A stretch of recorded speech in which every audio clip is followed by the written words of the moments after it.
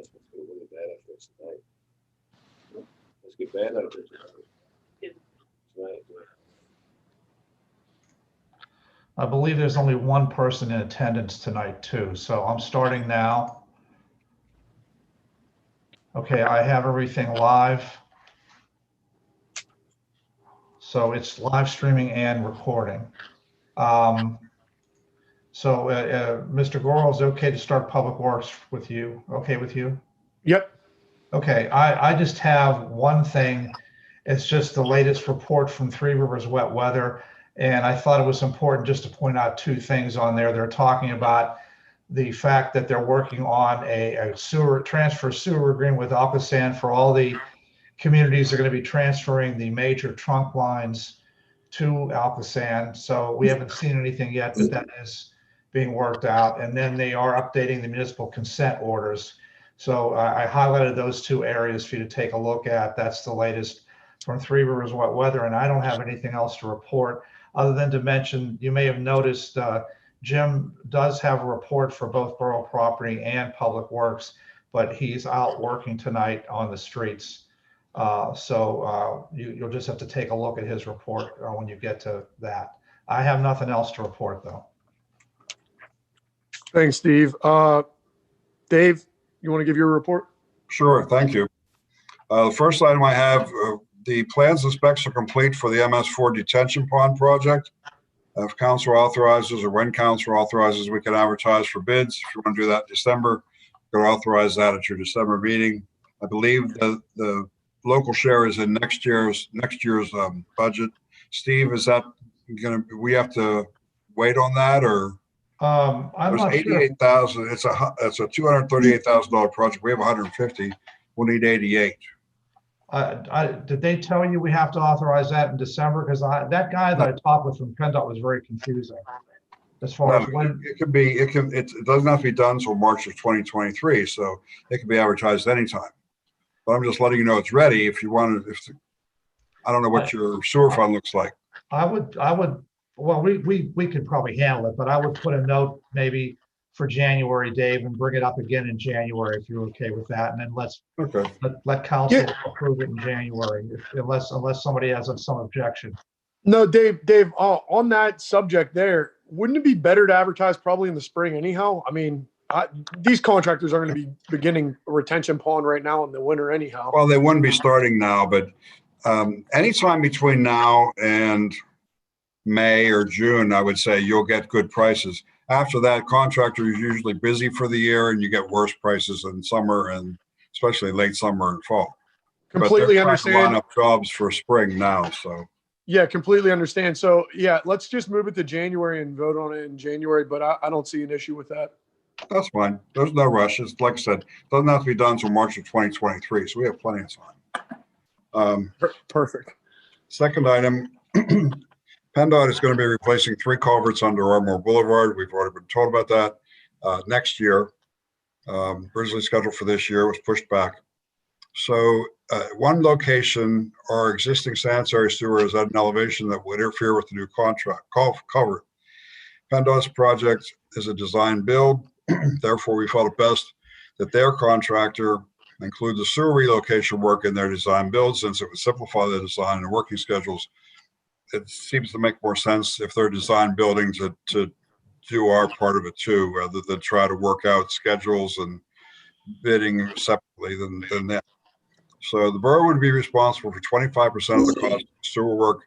We've estimated that to be about $25,000. Steve and I are working on PennDOT forms and paperwork the paperwork has to be completed by January of next year.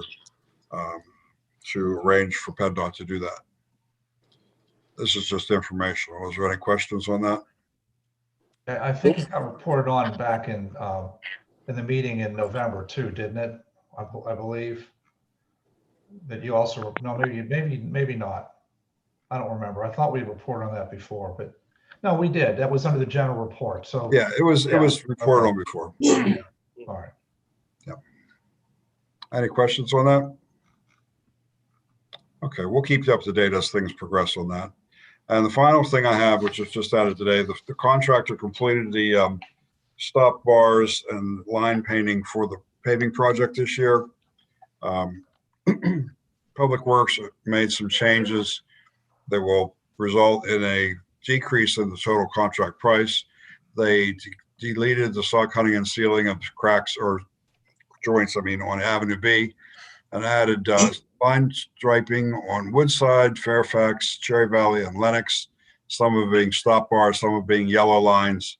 I can go to the individual items if you'd like. It results in a decrease of the contract by $3,619.90. So if the committee is okay with that, we'll put it on the agenda for December meeting, and council could vote on that formally. But it is a reduction slightly of the paving contract. Like I said, most of it is for all of it is for line striping and stop bars. And that was approved by you and Jim, I would assume, correct? Yes. Yeah. Okay. Yeah. All right. Jim's the one that wanted a yellow line down the middle of Woodside Road.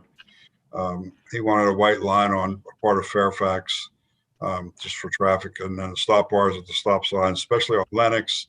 That's where most of the stop bars were added, because that originally wasn't in the original contract.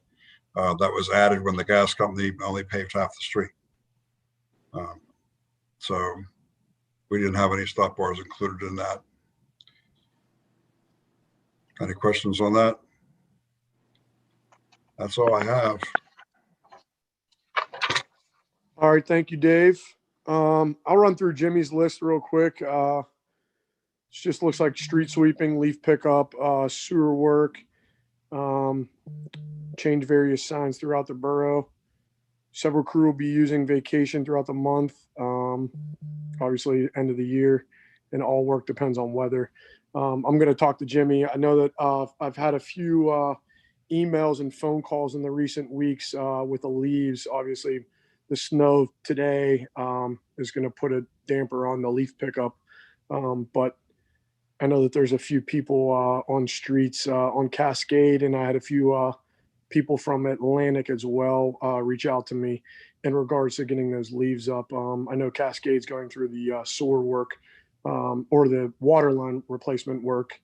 So that's another whole nother issue. So that's what the residents were concerned about.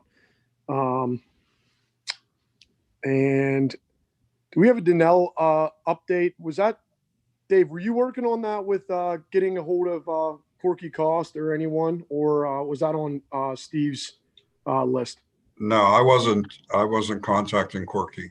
Okay, so that, I don't know, maybe that's on Corbel's list then. And does anyone else have anything else for Public Works? Mr. Marco had a question, or is that just a comment? Advisory?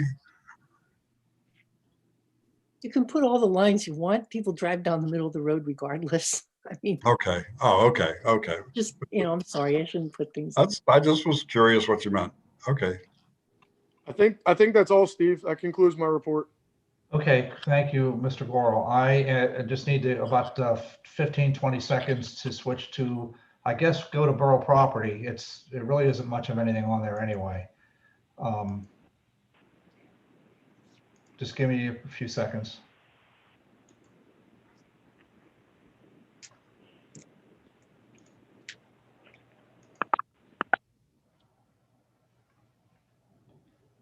Okay, I'm good with borough property up next. If Mr. Burley and Mr. Marco are okay with that. Yeah. Okay. I really don't have a whole lot either. Again, my outstanding items are reminders, and the second bullet point will come off, and you'll see why in a minute. Under cameras, we're still waiting on a cost estimate for the Public Works garage from SSA. The two pending items, the camera's security at the pool, that's the smaller of the two. We are going to look at that too. We want to get these other cameras taken care of first. You already approved the lodge. That's going to be taken care of. We don't really have anything to worry about right now with rentals. So we haven't really had a major discussion between Cindy, Chief Williams, the mayor, and myself. So that's why it's just pending. So that's nothing else really to say about the cameras or the COVID stuff. The last item, the main park shelter roof repair. We did get the okay from DCNR to use that company that was the low bidder, a little under 14,000. I forget what it was now, 13,000 maybe. They were fine with that. The only thing they said was the difference, assuming there is any, and we don't have any problems, they asked if we would go to a specific park maintenance project in any of the parks. Jim and I talked, for example, about fall material or purchase of new equipment that we use at a park, like tremors or something like that. And DCNR was fine with that. So once we get this done, and I know Jim is contacting the contractor. I don't know where that stands, though. I think the contractor was going to come in pretty soon, but I'm not exactly sure on that yet. And I didn't get a chance to get an update from him on that. But in any case, once we get the shelter roof repaired, I'll take that reminder off the outstanding item list. I don't have anything else unless somebody has a question for me. Okay, that's all I have for borough property. I know there's no recreation board items because they don't meet in December. So you can skip item 2. Ready for me? Go ahead. That would go to the engineer and foreman report. If that's okay with Ms. DeMarco and Mr. Burley. Please. Yes. Okay, Yes. Go ahead, Dave. Thank you. Yes. I do have some more information about the roof too. I'll mention that in a second. Just informational, all my report is informational. The CITF grant for the pool area for the electrical upgrade is still in design phase, and we hope to get that out in December for bids. And the VFD roof, S&N Industries, the company that Steve was just referring to, that's going to do the park shelters too, anticipate starting in mid-December. They said that they would be able to start the roof, and then they had to stop for a minute for something, I guess for materials to come in or something. In that gap, they were going to go and do the roofs at the shelters. So I would expect, weather permitting, that they will be doing them this month, in between along with the fire department roof. So I would look for that to be done soon, unless we continue to have snow like we're having today, but I don't think that's forecast. The only other thing is just informational that's on there from last month. We will include resurfacing the old tennis court at Cook Park to convert to pickleball with our 2021 paving project, where we will get better prices than just a small little paving job for a court. Don't forget, the only other thing that came with pickleball was there was some discussion. I put my notes from last meeting on this meeting as to whether or not there should be 2 pickleball courts, keep the basketball, the basketball court there. There was concern about some kids using it for street hockey. So I'm not sure what the final decision is on that. So I guess before anything is finalized, Dave, I would make sure committee gets it one more time, because you're not going to do anything with it right away anyway, right? Right. And either way, we're going to pave it. So, I mean, yeah, I don't need it. Okay. You muted Dave. Okay. Yeah, I'm sorry. I don't need it anytime. I don't need a decision anytime soon. So All I that will. will affect is the striping, and we won't need that until February or so. What I'll do is I will keep my notes from last meeting on there, and if you need to add yours, that's fine. But I'll do that. I'll make a note to include it in mine too. Okay. And since Jimmy's not here, just so you know, the crew did some work on the Greensburg Pike sidewalk. What they did was a very, very solid layer temporarily of asphalt, capped all the bad areas, so it's completely flat. Jim had intended to give me pictures of it, but he didn't do it before the weather changed, and I just didn't get a chance to go out there today and get a picture. But I was out there looking at it the other day. It looks good. In the better weather, spring, late early summer, we'll be able to actually put concrete there. But it should be solid enough that there should not be a tripping hazard. I told them I want to make sure it's flat and even with the other portions of the sidewalk. It seems to me that that's the case. They're going to monitor that though, just so you know. And also the Woodside walkway, they still have to install some sections of railing. They did patch that with asphalt though so far. I think they have some other minor work up there to do, but they do have to get the railing sections in there. So those were the 2 reports he wanted to give you. I don't know if you have any questions for me on that. I can try to answer them if you do.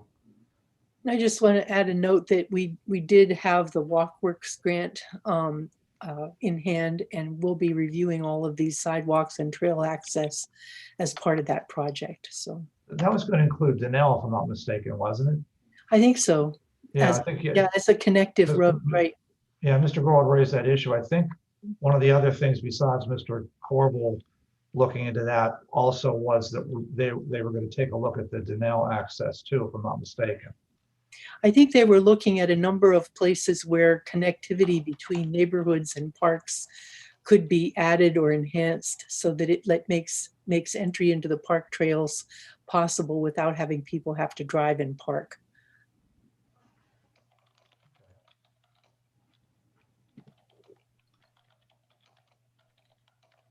Does anybody have anything else for borough property? I didn't have any other items. If not, then we can move on to operations. If you give me a few seconds. Anything else? Last chance for borough property? No? Okay, just give me a couple of seconds, please. I have a question.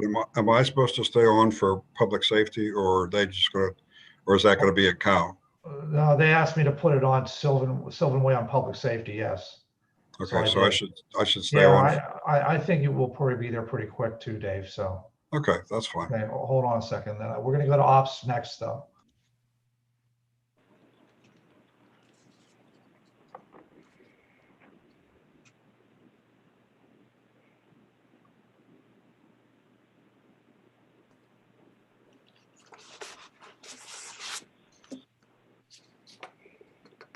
Okay, I'm okay with ops, Mr. Lawrence, if you're okay. Yes, please go ahead. Thank you. Okay, I have several items. First, committee vacancies. Just so you know, I put a list of people whose terms expire at the end of February. You've already asked me to notify people to see if they want to be reappointed, and Annie is working on that, and we're going to get a, what am I trying to say? We'll get a newspaper ad out and a press release. Okay. You know, to let people know, probably in sometime this month or early January. Okay. And there are 4 committees that have vacancies that are not filled by anybody. I listed them. Civil Service, Neighborhood Crime has 3. They have 3 members and 3 vacancies.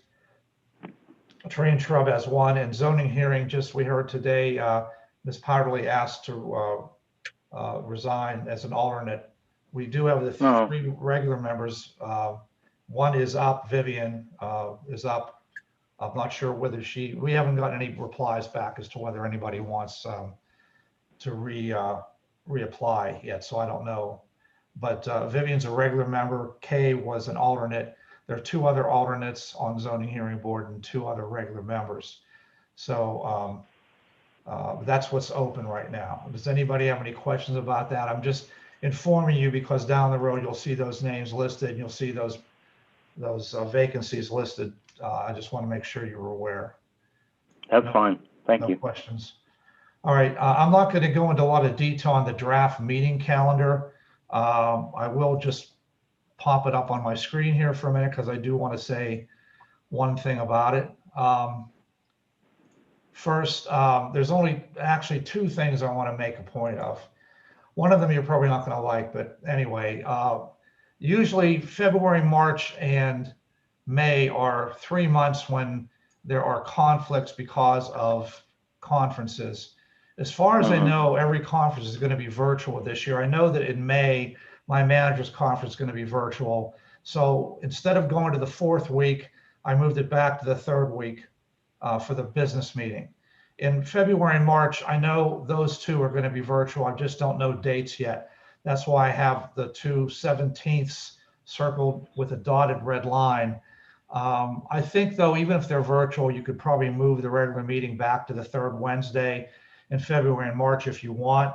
I just would not want to know your preference on that. So that's my first of 2 questions. Anybody have any? Would you rather just keep it at the 3rd for this year, since apparently It doesn't make any difference. Whatever is easiest. Steve, do whatever makes it convenient for you to attend your meeting. Even if it's virtual, if you know it's going to be on a date when we normally have a meeting, you might want to move it just so you can be unimpeded when you're attending a conference. Okay, that's fine. Then I will keep Yeah, it at the that's perfectly fine. Yeah. Okay. That's fine. All right, great. Then I will just keep it for the 24th for Okay. February and for March. Okay. The only other thing I have is a personal thing, and that's why I blocked out this week in November. I have not missed a meeting since I've been here, but now I'm going to tell you that I'm going to miss a meeting if this works out. My son and daughter-in-law plan on taking my granddaughter, assuming everything works out correctly with COVID, for her first trip to Disney World tentatively in November. That's the second week in November. That also conflicts with the committee meeting.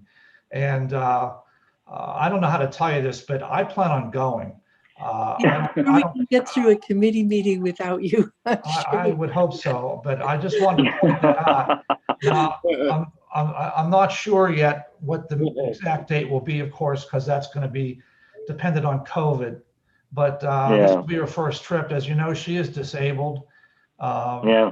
But she is. Steve, that's fine. Don't even worry about it. Okay. And all right. And honestly, other than that, you set up this tentative draft at least 2.5 months ago. No one has raised any other objections. So I'd say what is on the calendar, we're going to go with. Okay. That's it. All right. Now I'll move on to item C. Item C is just my reminder for December of the different actions you'll take this month. I won't read them for you. You can read them yourself. Item D, Zoom setup. Unless there's objections, I plan on talking to Zoom, I think this week, because other committees I'm finding like Recreation Board, Planning Commission, et cetera, are using their own Zoom accounts. Yeah. I want to get a second Zoom account or a second license or whatever it takes so that they have something they can use. I'm assuming that no one would object to that. I have no idea how much it will cost. It's not very much money, and for legal reasons, I think it's better to be under the control of you and us, and not having someone having their own setup running a committee. I don't think that's wise. I don't think it's good for Sunshine Act either. It's also an impediment because, for example, at the Environmental Advisory Council, we went slightly over the time that was available, and we had to cut everything short because we got cut off. So, I mean, if we could have a Zoom account that's like a business account without that, 40-minute or 50-minute limit, it was just really not long enough for the amount of business we had to do. All right, we have one. For the amount of money that's involved here, and again, the legal control of this, we want to have control over what's going on. And if you have a committee having set up their own Zoom account on Joe or Bob or Jane's account, that's not legally wise. So yes, proceed. What it costs, it costs. They need to record and they need to put it on YouTube if they can too. For the Sunshine Act. Right now, the only there's just too many. So. There's just too many problems that can occur if people start setting up their own accounts. Yeah. Okay. Good. So I'll let you know, but I just want to make sure you're aware I was doing that.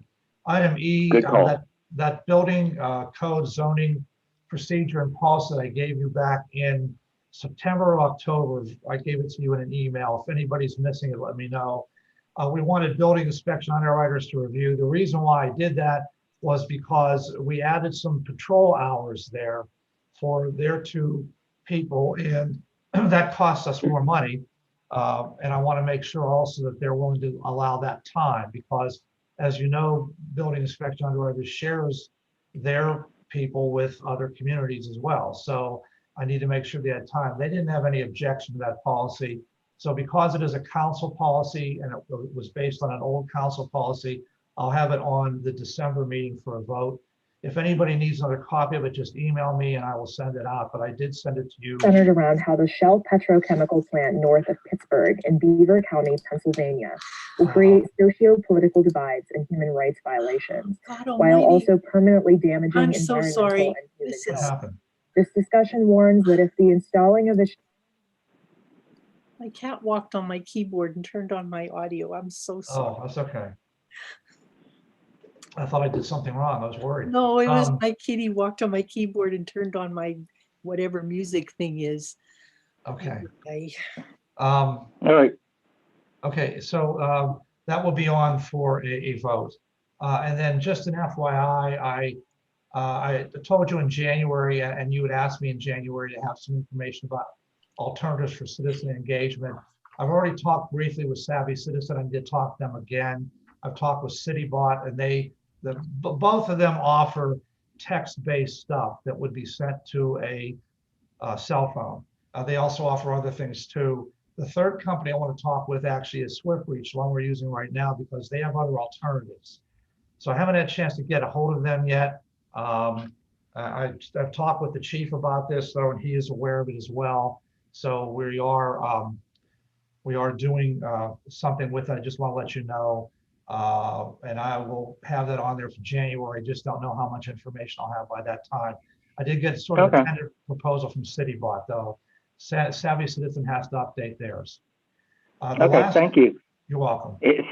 I just actually had that on here to ask you about, so thank you. Good.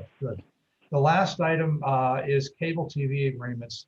Monroeville approached us about going together with them on a new agreement with Comcast. I had asked Mr. Corbel about this because at one time there was some thinking that he may do it for us for Verizon and Comcast rather than using the Cohen group.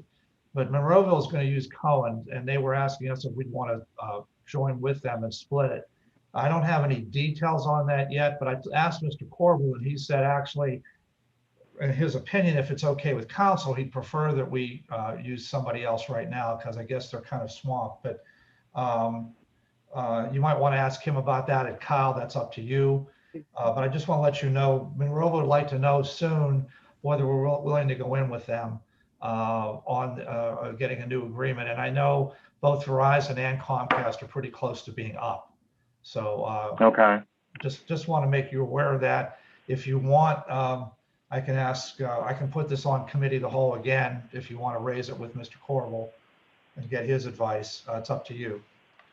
So what would be the primary issues with this decision? Well, help me. Just mainly who legally is negotiating that with Comcast and with Verizon. Their agreements tend to be they're somewhat boilerplate to a point, but they're not really. I mean, and they tend to try to get out of a lot of stuff if they can. Mm-hmm. So it's always good to have an attorney doing it for you. When they initially did some of these, they did them with cable TV advisory committees that different communities had set up. We no longer have an active cable TV advisory committee. Yeah. So we've used an attorney, and they're really pretty complicated. So it's probably better to do that. Just a question of which attorney. I think it's a benefit to share these kinds of things with a neighboring community if we can. So I would approve that.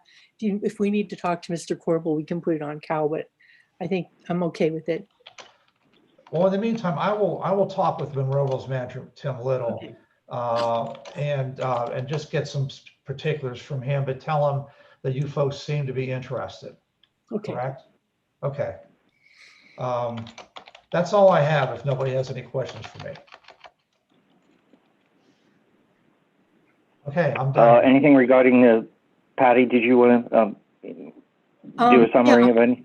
I did have a great deal of work with the climate action plan with the Environment Advisory Council and our two interns. We sent a draft which is going to the public hearing on the 16th of December. I sent it to all of you. Did any of you receive it? Did you have a chance to look at it? I have a summary which I put on slides if you want to see it. Yeah, I read it, but let's get everyone else's input on this. Not mine. Would you like an overview on slides before we talk about it, or do you want to not take time for that? I'm fine with a quick overview. I mean, it's a lot of people have put a lot of work into it, so I think the council needs to get a quick summary of what's going on here. I'll just do this quickly, but I think it's important for you to know what we're getting into here. So bear with me 1 second while I put this on full.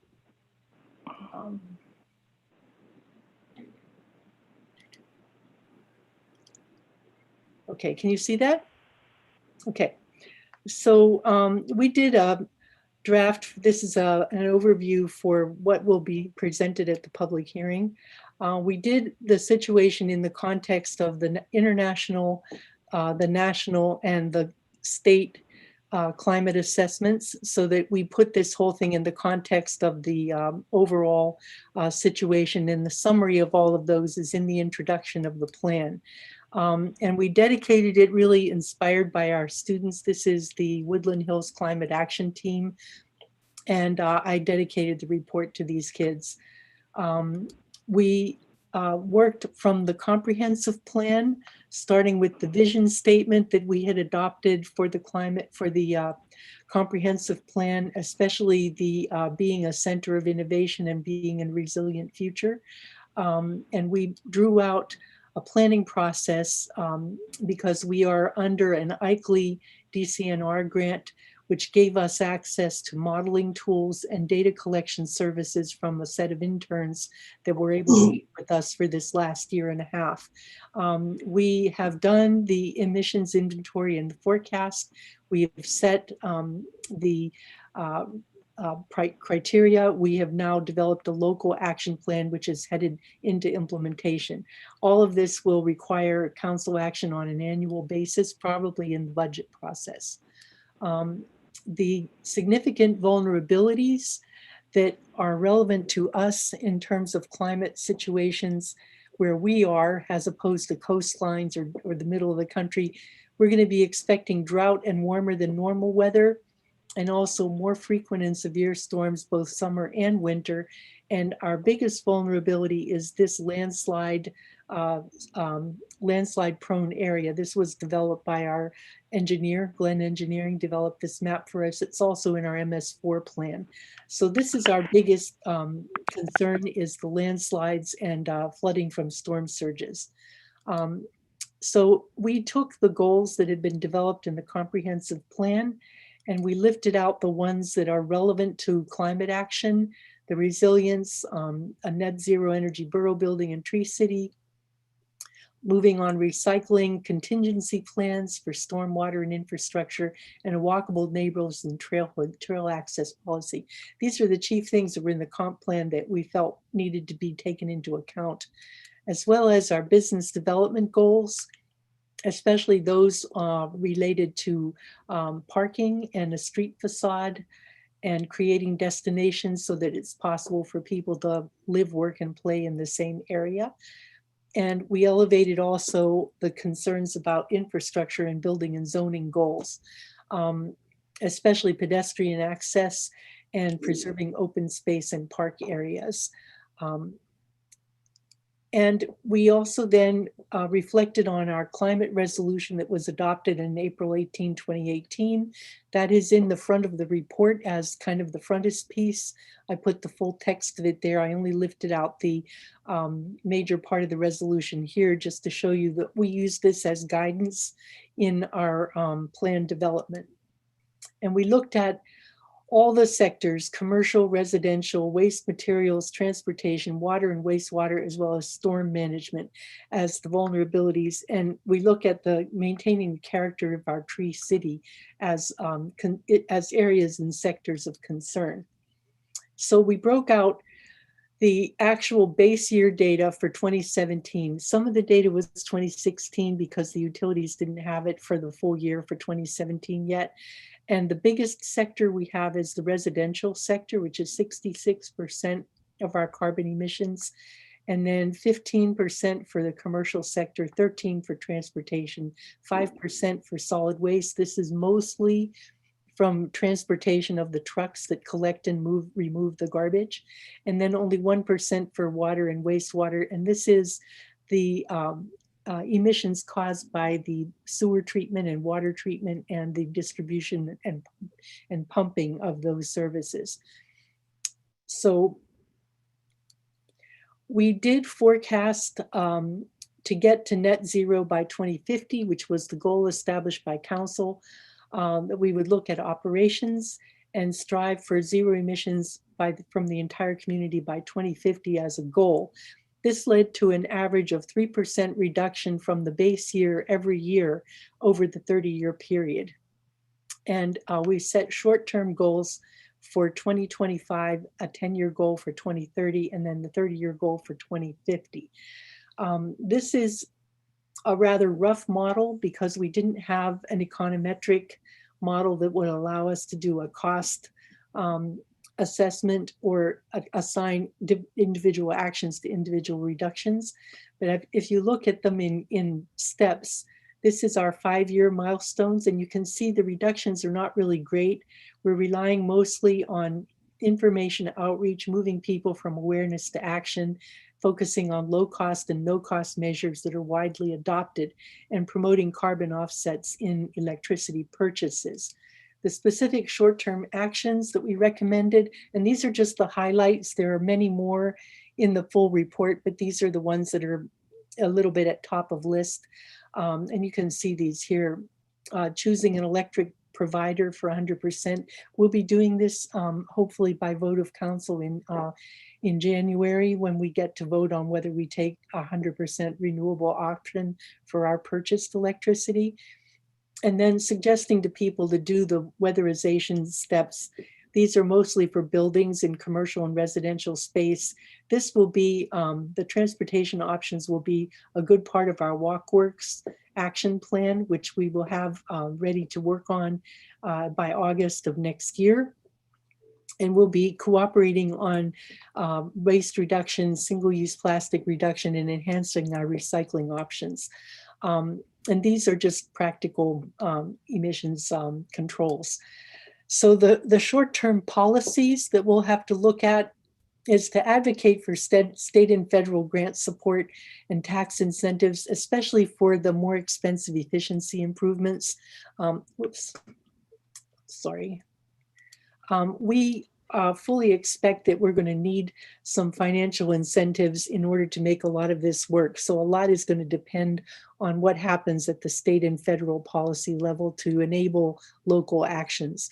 We will look at some zoning improvements, especially around shared parking, and we'll be looking at participating in regional recycling processes, and our active transportation plan will be a large part of this short-term goal, and implementing the measures for our MS4 consent decree for water and wastewater management. These are already in place, these two, and this is already in motion through our regional collaborations. This one will be something we have to look at, which will come out of recommendations from the active transportation plan as well. And the 10-year milestones you see are, again, overall reductions of 30%. You can see the orange lines moving down. We will be looking more at infrastructure improvements and efficiency measures that are more mandated, possibly audits on transfer of property, and migrating toward electricity away from gas, diesel, and other fossil fuel combustion, and adopting 100% renewable energy electricity systems to the extent that we can. Again, this is going to depend on policy support. The actions in this area are beginning to do the work of replacing windows, replacing furnaces, moving toward electric vehicle charging stations, reducing or eliminating single-use plastics by this time, and establishing recycling and materials alternative management cycles for things that we normally throw away. And then looking at active retrofitting for more efficient water flow operations, as well as washing machines and commercial appliances. And the policies for this midterm, again, are going to depend on having some federal and state support. But there are some things we might be able to do at the local level, like a revolving loan fund to help people with retrofits, looking again at our zoning ordinances to make maximum use of flexible parking and integrated mixed uses, maybe establishing a public electric vehicle quick charge station and multimodal transportation centers, do some ordinances for waste material diversion through recycling and composting, including recovery of materials from electronics, And again, the regional collaboration in green infrastructure for water treatment and stormwater management by watershed rather than by municipal boundaries. This is something that is going to take some migration. Wait. The 10, I'm going the wrong direction, sorry. And then we might need to adopt some stronger protective ordinances to protect trees and to install bioswales along paved surfaces as part of our green infrastructure project. And I'm almost done. The long term, these are all blue because we're assuming that we will be using zero fossil fuels by the end of the 30-year term. I realize this is a really optimistic outlook, but think about the things that weren't here 30 years ago and how much life has changed in 30 years, and understand that going forward, there are a lot of changes going forward that will help us get to these goals. It's going to require things like microgrid systems, in incorporating solar arrays that are on buildings, backup and storage systems that are maybe based in communities. And it will require major policy support and financing for structural changes. For example, changing out gas furnaces and hot water systems with electric it's going to require financial support to homeowners and businesses. So the kind of actions that we're looking at here, again, realize you have to assume that we're going to have policy support at the federal and state level to help finance these things. But we look at shifting our furnaces from gas to heat pumps, converting buildings to efficient systems with photovoltaic on flat roofs, and putting bioswales in commercial areas, and using anaerobic digestion to divert compostable materials from the landfill, and also it creates non-fossil gas. And the policies to empower this are, I think, ideally suited to a community development corporation actions that'll help finance and also form public-private partnerships. And we have to look for ways to fund transportation infrastructure as liquid fossil fuel taxes decline. This is going to require some creative thinking because you won't have gasoline tax. So there will be some structural changes in things. We can look at procurement standards that shift to help make markets for recycled and reused materials. And we can start looking at using gray water and rainwater for facilitating water service. So some of this seems like really pie in the sky, but as you're reading through this, understand that we have a 30-year window and we're looking ahead 30 years. So certainty is not a big part of this, but we also felt that this is going to take everybody. This can't be a plan that you put in place and then expect that it's going to implement itself. So we issued a Citizens Climate Challenge. And this was actually at the behest of our students. And I offered a few calculators to help people take on their own climate footprint. They range in degrees of complexity. This one is pretty complicated. You have to enter your utility data. This one is relatively simple because you can use sliders. You don't have to have exact numbers. And this one is also pretty simple. You just answer a few questions. So it gives people a range of options to track their own energy use and give themselves a role in making their own plan. And I wanted to make sure to thank our team. The Environment Advisory Council has put in a lot of work on this. They met with our intern every month and went through a lot of the crunching of numbers and sifting through all these actions that you've seen in the plan. And our external partners from the DEP, from Eichley, and our students, Martin Blake from Chatham, and Ben Stein, who was with us at the beginning before they all went away for COVID. So we had a disruption in the middle when they sent away our initial intern, and then I had to recruit another one. So that was a funding acknowledgement to the Eichley grant. And comments or questions? Thank you. I have a comment. I read it. I think it's well written. But like you said, frequently, I think it relies a lot on the federal government, state buy-in. You like electric cars, we can't sponsor electric cars in Forest Hills. So Right. a lot we don't control. I think that, like you said, I think education is probably the best thing we can control. We can educate what is available. My own house is almost net zero, and I think it was financially neutral. So education, I think, is the biggest part we can do, but I don't think we can do much beyond that. Like, we can't sponsor electric cars in Forest Hills, things like Right. that.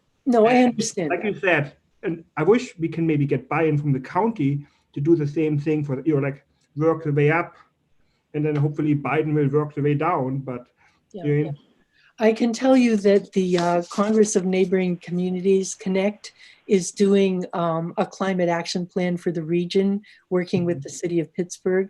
And our plan and Aetna's are two that were in the early pilot. We were in the 20 early ones. So now the whole 35 communities surrounding Pittsburgh have just started this process that we're just ending. like So you said, there will be a regional. All that stuff is already regional anyway. So. Yeah, so there's going to be a bigger regional effort around combining what Pittsburgh has done. We have one, Aetna has one, and I believe there's one in Bethel Park or someplace like that. So we'll be using a regional approach to many of these policies. It's obviously not something we can do all by ourselves.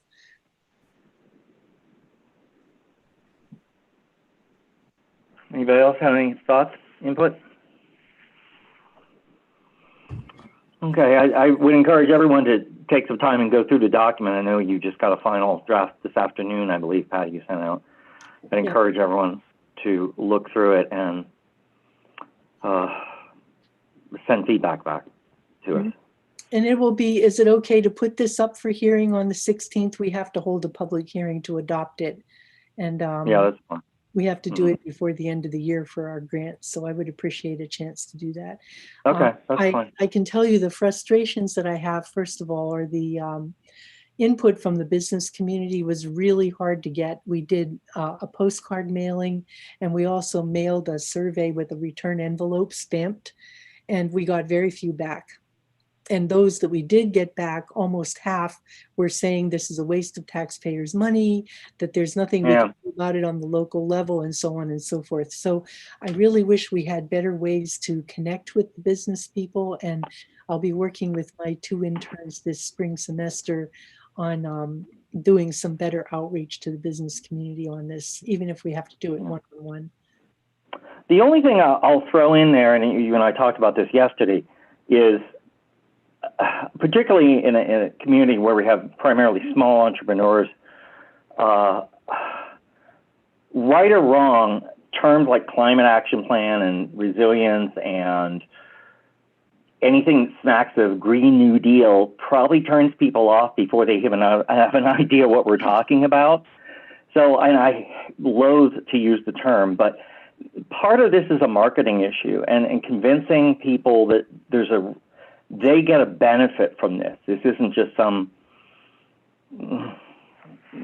out there thing that, a good example, I know when you go to the Rotary is, say to them, okay, we had this landslide that happened on borough property and it cost us what was done that? $12,000. Yeah, and he said, well, that's going into that's tax money. This is a real thing.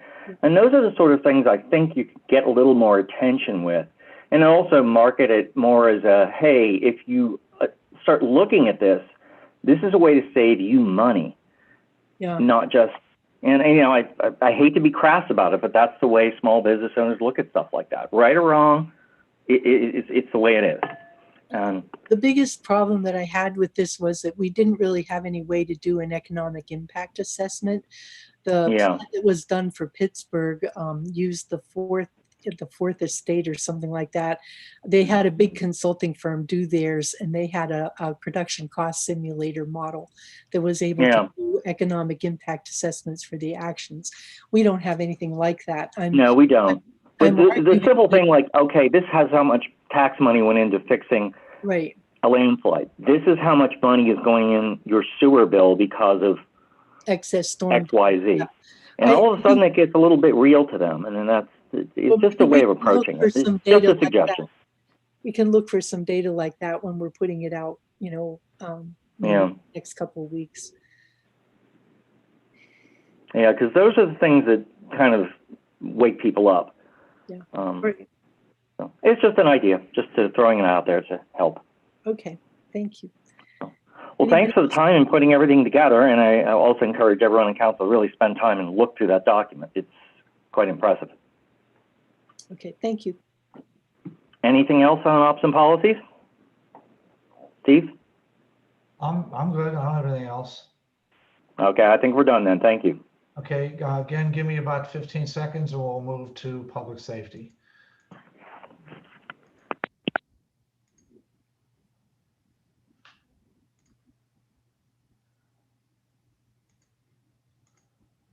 Okay, Mr. Oberdinger, I'm good for public safety if you're okay. I'm ready. Manager's update. I don't know why I had a little note there about November. Just ignore that at the top of my agenda thing. The only item I want to point out to you is that you need to vote on a resolution on December 16th. This is the resolution that you pass almost every year, assuming Mockenhaupt agrees that there needs to be a contribution to the police pension plan from the officers. And again, in evaluating it, they do see the need for a 5% contribution. So that has to be approved by resolution. You did that last year at the same time. So it's essentially going to be worded exactly the way that was last year. I'll have that on your agenda for approval. And I don't have anything else other than that. Okay. So first thing is Sylvan Road. And Dave, can you just summarize what you wrote in that letter? Because it sounds like there are different types of speed bumps, and I didn't really get exactly the differences of all those.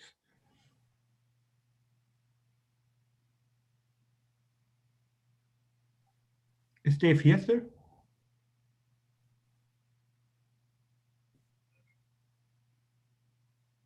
Dave's there. Dave Gilland? Yes. Oh, Marcus asked you if you'd summarize Sylvan Road, the Sylvan Road stuff. Oh, okay. I'm sorry. Particularly the different types of speed bumps, because I always thought speed bumps are expensive and they're more importantly bad for snowplows and snowplowing. So I thought it was something we should avoid. But you had like this, I forgot what you called it, a flat one. Yeah, it's called a speed table. Yeah, that's it. So what is that bad for snow plowing or?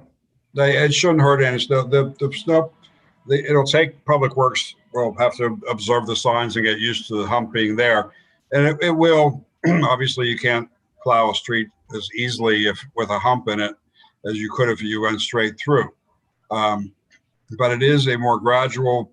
It's not just a bump. It's 6 foot rise and then a 10-foot table and then a 6 foot decline. 6 inch rise. No, 6 feet long. The ramp up is 6 feet long, rather than just an abrupt bump. Oh, I see. It's the rise of, I don't remember how many inches it is. It takes place over 6 feet, and then again the decline back to the normal surface is done over 6 feet with a 10-foot flat spot in the top. So how much would that cost roughly? It sounds like if you start doing that in one street, pretty much everyone else will ask for the same thing. Right. That's the issue you run into. If you put one here, is everyone else going to want one? And that's a risk you take. So you said they're like $4,000, I think, or something. Sorry. How much are they? About 15,000 is what I'm estimating. I haven't bid any of these before. That 15,000 is out of PennDOT's guide to traffic calming. Okay. So that's probably a statewide thing. May I make a comment? Yeah. I've only been on council, 5 years, and I don't think that I can't tell you how many streets people have come from Cascade to Sylvan to Fairfax to Fillmore. Everyone says people drive too fast and they want something done about it. It would be quite an open door if we start doing this. Yes. Because there's not a street that people, I'm on a cul-de-sac and people speed on my cul-de-sac. I just think if we open a door to doing these kind of things, it would be very, very expensive and very difficult as council members to start drawing the line, your street deserves one and this street does not deserve one. So I would just like the council to think very carefully before they move forward in any further discussions on this subject. I agree. And Dave, Yeah. Dave or Tom. No, sorry, I was pretty much going to say the exact same thing as Jack. That's what I was thinking of when I first started looking at this, was that if, you know, we probably got about 10 to 15 streets that have a high rate of speeding and more traffic and things like that, where we're going to put one on every single street. Is kind of where we're at. And I think those residents, all they wanted. Speed no end to it. Yeah. One thing Dave mentioned in his letter, which I like, and it's way cheaper, like most of our streets, we have only parking on one side. If we basically paint alternate parking back and forth on each side, we kind of would make each street more like a big S, like a long S, lots of S's. And that sounds like cheaper if people are parking in alternate sides, obviously not at the same time. What do you think about that, everyone? There is a method of traffic calming called a chicane.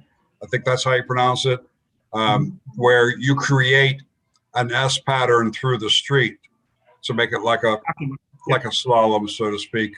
Yeah, like with parking. Yeah, you allow 2 or 3 cars park on one side, and then you have a little gap. Right. And then you're allowed. That's pretty much cost us a bucket of paint. I would.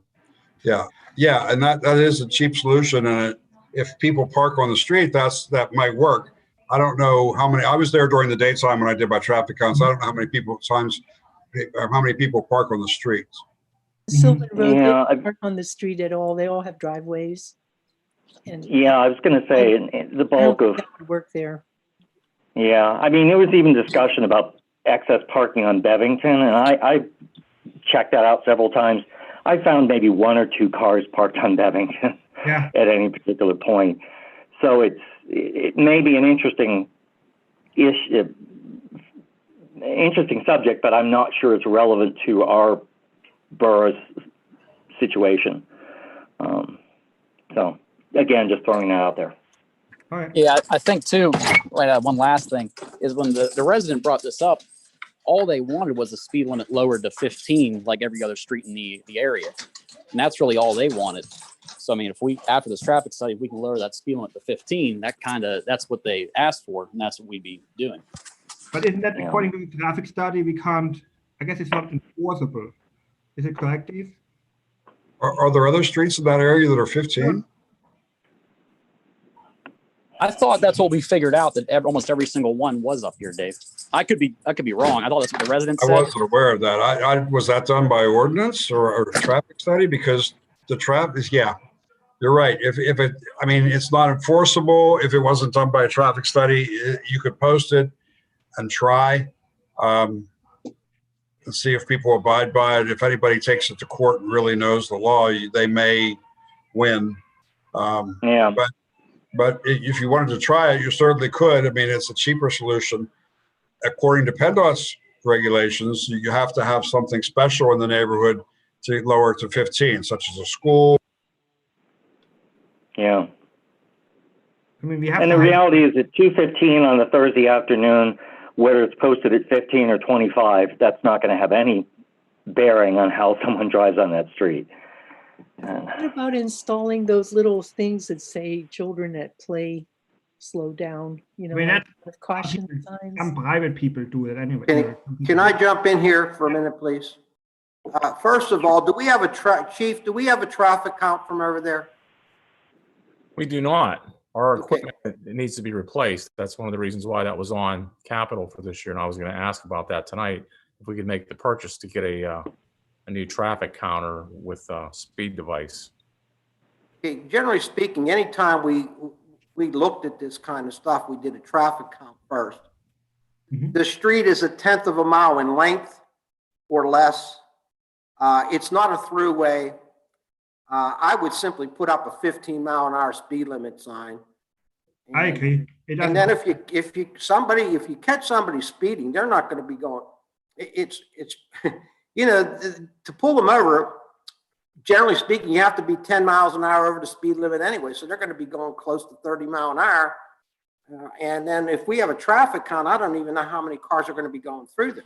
So I would just say put the sign up and if there's children involved, as we have done on other streets, put up the signs, children at play, etc. We can do 50 We did that down, I think, on Atlantic. We could use that as our model for doing this street as well. I like that. Just put 2 signs up on each end, 15 miles, and then little sign underneath, children at play. That's good. Everyone agrees? I think we all agree we don't want to do speed bumps. Everyone happy with that signs, even they're not necessarily enforceable? We can charge vehicles with driving at an unsafe speed, basically. We have another charge for that. It wouldn't be the speeding fine, which is more points and more dollar value, but we have other options there, especially if they're going in excessive speed. I'm fine with that. 2 signs, one on each. That's fine. All right. That's fine. We do that. What's next? Hang on, I only have one monitor, so I have to look it up on my phone. To approve the utility bill. Yeah, we have the bills. To me, they look like standard. Pretty much everyone says the same thing, more or less. I'm okay with that. Any opinions on that? Nope. Okay. The next one is EMS report. Do you have any? I don't think they don't have it, so we will do it next week. Chief report. All right, Chuck, your turn. All right. Yeah, as I just said, I was going to ask for the additional funding. We could put that in the capital for this year to buy additional speed devices to put up for just this particular purpose, amongst others. So, how much are they? We had $10,000 allotted. They're usually about $5,000. I was going to suggest that we buy one at this particular time. I'd been contacted by Braddock Hills, and they were trying to get together with another community to maybe buy one of those bigger units.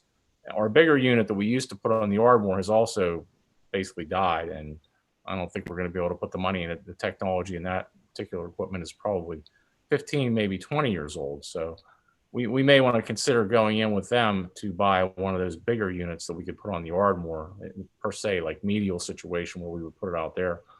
But I'm waiting for more information on that. But in the meantime, I'd like to have one that we could use in the neighborhoods for these kind of situations, and just to remind people that they need to slow down, and that's kind of what those machines do. Steve Morris, do we have money for that left this year? I think we do. For $5,000, pretty much. You're asking. Sounds yes. Like. If I can throw in here, my perception would be that the bulk of our constituents are concerned about misbehavior on the residential roads, not Route 30. That's a different animal entirely. So I think their taxpayer money might be a little better spent on something that makes it feel more comfortable what's happening on the residential streets. Anyone else? $5,000 would be for a smaller unit, which we would use. We fully own. We don't have to share, and it would be used for our neighborhood streets. That's exactly. Yeah, and I don't know if this is going to go through or this is going to work out with the other communities. So we would be able to purchase another smaller unit for $5,000 if we didn't do that. So again, it's just I was only going to go in halfway right now just to see if there's some other opportunity here where we may be able to do a little more with that. If there's enough communities, maybe it doesn't cost as much to buy that other particular unit. We could also use that on some of the side streets. The benefit of the smaller unit is we can mount it on a pole, and we can put it basically anywhere. The bigger units are much more difficult to put on some of the smaller roadways, and that's one of the reasons they're pretty bulky. We'd gone to that like 10 years ago. We bought those smaller units. Yeah. And it seems like the residents are mostly concerned about speeding on the local streets, not the Ardmore Boulevard. That's to me a different animal. But does everyone just worry about the local, like the neighborhood device for $5,000 for this year, that we can put that on? I think it'd be a better use of our resources, but you guys chime in. I agree. So we should do that. So we should recommend that. Well, I was going to say that sounds good. And then I mean, Chuck can keep looking into the other one. We'll just, keep an eye on the details potentially with that. And if it makes sense, it makes sense. If it doesn't, it doesn't. But no matter what, we can get the small one for now and go from there. Good. So we will do that. And I'll report back based on the information I get at a later date on the other information. Again, that may not even pan out, and we'll be back to where we were with, maybe we'll just buy another smaller unit and we'll be back where we were, because we've always had 2 of the smaller units to provide neighborhood protection basically for these smaller roads. And like our old units, you had the stealth mode and the flashing mode, so you can do either just collect data or use it as an active warning device. That's correct. All right. Do you have anything else? That's all I have. All right, thank you. I don't think we have any other. I did have one question. What was the status in the legislature on the permitting local municipalities to use radar? Did that die? Yes. Okay, never went through, huh? For this term, it did. We'll see if it comes back around next term. Didn't get out. Okay, I didn't know if it got out of committee and got voted down or what happened. Never seems to make it. Yeah. Okay. Thank you. I think there was a question about Ardmore and Fillmore as well. Yeah, I have that, but I want to let you finish first. Okay. Basically, I'm receiving complaints, and I personally got almost rear-ended. I was like on Ardmore doing a right turn, but there is no real turning lane, so you're kind of half sticking in the live traffic lane.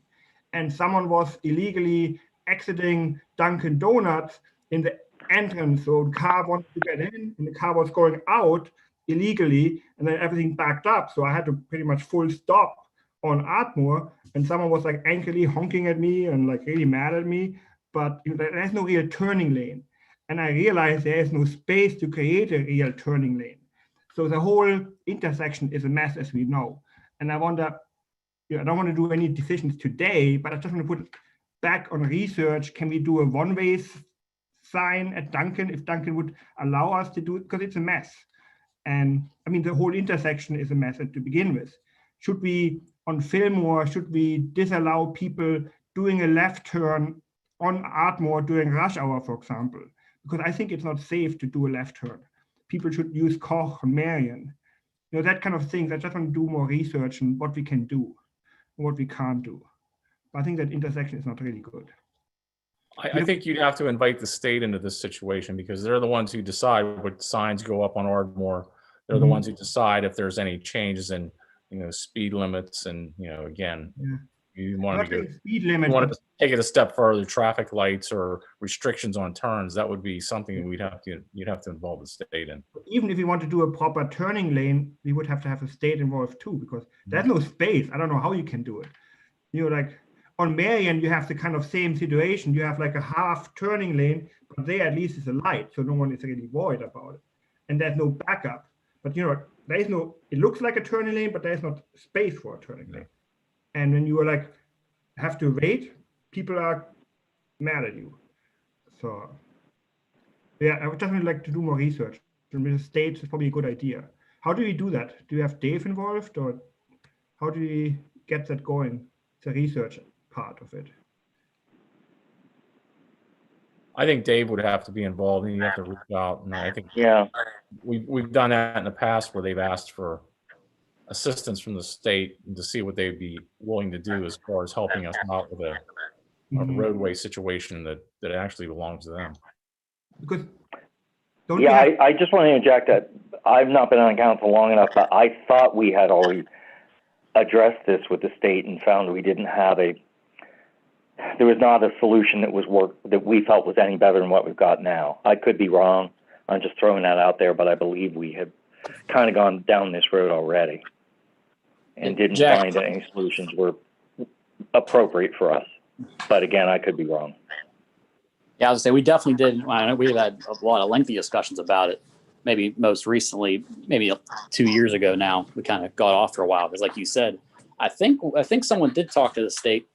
I don't know if it was Dave or who, and like you said, they we're kind of out of options. That intersection's a mess. I mean, it's been a mess that's been created, and it's kind of what we have to live with now. Yeah, those intersections have been there for 70, 80 years. They're still, they are what they are. But I believe that we had spent some money researching it. I would just not want to spend more money on something we already figured out was not going to make it better. And Just a thought. did Duncan basically deny they don't want us to make a one-way street out of their entrance? You know, I think we should. No, it all had to do with that's a state road. No, but I mean, It's like Duncan itself is making it. You know, the whole intersection is a mess even without Duncan. But if Duncan would be a one-way and like, only entrance or no exit would help. And I wonder, did Duncan basically say they don't want to do it, or? I was not part. I think I was like during my council break when you had all those discussions. Did we talk to Duncan if they're happy to do a one-way street? It is a one-way. I don't remember now. I'll just say that I think a lot of it, even with it is or is not a one-way street, people are going to misbehave, and that's half the problem. People just misbehave. So I don't remember the details. Because like when I saw, people actually used the little entrance lane to exit because we made like the little turn, and so now if people want to do a left turn onto Fillmore, they actually use the entrance to exit. So it's like a mess. We are in a meeting. Okay. Well, I was going to tell you that light was hanging for a couple of days. I tried to fix it a couple times. I had to work on get the whole thing going. In the middle of the Oh, meeting. okay. Yeah.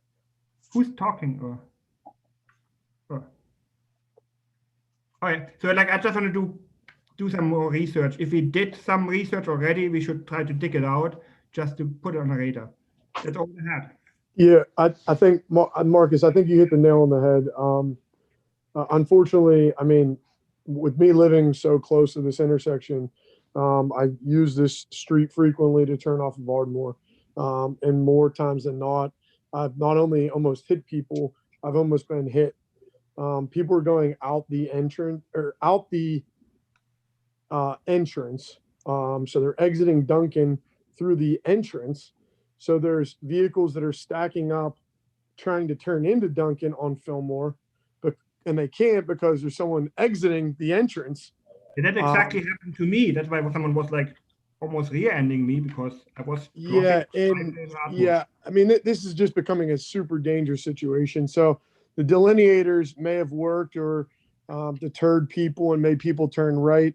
I've seen people go out the delineators making the right, and they still somehow make the left. The delineator bends down, and they make the left, and someone comes flying across Ardmore, heading out of town, and they're making the left on a Fillmore, and they just missed the car that is still half in the middle of the Fillmore Road there. I mean, this is just an accident waiting to happen. It's super dangerous. It needs to be addressed. We need to figure out a better solution. And Marcus is right with the whole left turning during rush hour traffic. I mean, people are going across 3 lanes to try to cut all that cross. I mean, I think that needs to be addressed. And if we have to go to the state for, I see it all the time, no left turn from 6 to 9 a.m. or, 4 to 6 p.m. Whatever the case may be, making that left turn there is very dangerous. And it's especially dangerous when it's rush hour traffic. We just got off of Chuck, and Jack talking about the need for, speed machines. I mean, we need one on the Ardmore. We need one on Greensburg Pike. Now the Greensburg Pike's paved. It's like the NASCAR Speedway.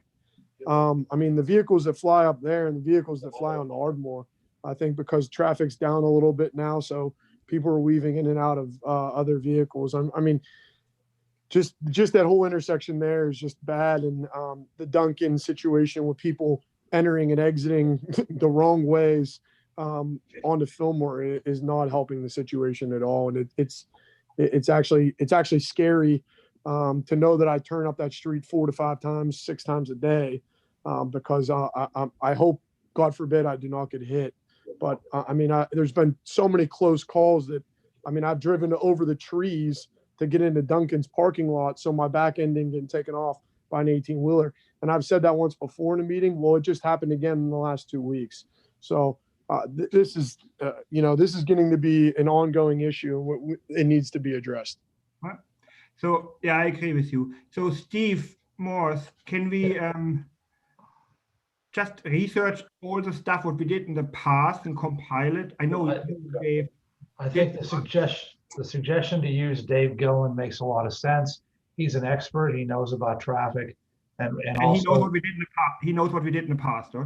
Right, and also with PennDOT, he can talk about what PennDOT will say or not say from his experience. I think that makes that's the best place to start as far as the intersection is concerned. And then from there, whether you go any further with anything more with Duncan or anything, that's. But are you going to up to take you it? guys, Are you taking to Dave? Are you letting Dave know? I'll email him tomorrow. Okay, perfect. Okay. Do we have anything else on public safety? No. Okay, I think that's it for tonight. Okay, I'm going to end the meeting then. Thank you, everybody. Okay, now wait a minute. We're going to go to exec session after this. We are. I sent the email out. I thought everybody was aware of it. No? Nope. I didn't. Well, we don't have to do it tonight if you don't want to. I thought I sent out an email. Did anybody receive the email that I attached to Steve's meeting that I was asking for an executive session? I thought it was for December 8th when Steve Corbel is here. No, we can do it on December 8th. It doesn't make any difference. I thought, we can wait. Bill, I did see your email, but I think it was buried in the reply to Steve in the same message. You know what I mean? So you couldn't, I think probably everybody saw it and thought it was the same email. It was kind of hidden in there. It's probably what happened. I remember that email. I was wondering why you forwarded Steve's email without, I saw that email, but I didn't go down deep enough, I guess. But like you said, Bill, if it's nothing serious and you just want to do it next week, then it doesn't matter. It involves, can we go offline here? Yeah, hold on one second.